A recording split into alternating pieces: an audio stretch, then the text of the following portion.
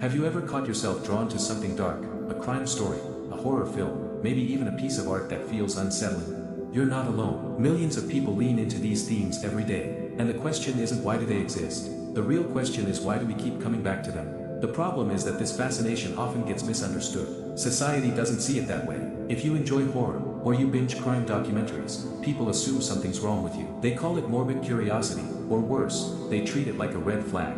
But that's a misunderstanding. Being drawn to the dark doesn't mean you're broken. It means your mind is searching for something, and instead of shutting that down, maybe we should ask, what's the purpose behind it? Psychologists have studied this, and the reasons are surprisingly human. One explanation is catharsis. Engaging with dark themes gives us a safe way to release emotions. Watching a horror film or reading about crime lets us process fear without real danger. Another reason is understanding. Darkness forces us to confront things we don't usually talk about: mortality, morality, the limits of human behavior. It's not about glorifying pain, it's about trying to make sense of it. When we lean into dark themes, what we're really doing is testing the edges of our own psychology. It's a way of asking, how much fear can I hold, how much uncertainty can I face, and what does that reveal about me? In that sense, darkness becomes a classroom. It teaches us about resilience, about empathy, and about the hidden parts of human nature that only show themselves when we're willing to look where others turn away. Another reason people lean into the dark is the excitement it creates.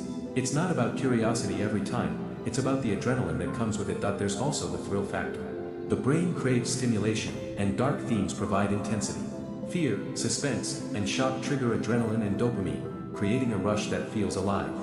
For some, this is less about morbidity and more about excitement. And then there's something deeper, often called dark empathy.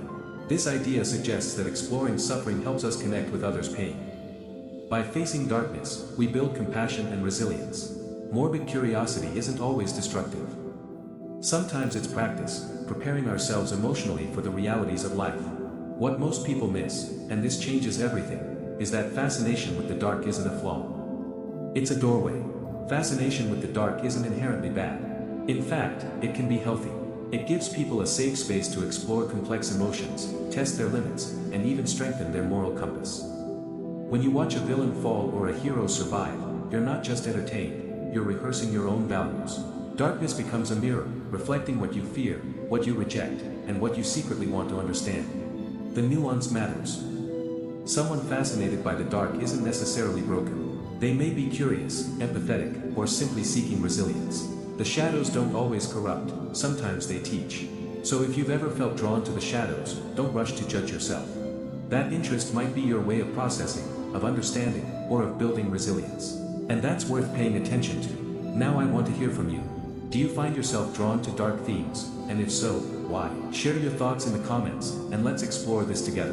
And don't forget to subscribe for more deep dives into the psychology of the human mind. Because knowing psychology gives power.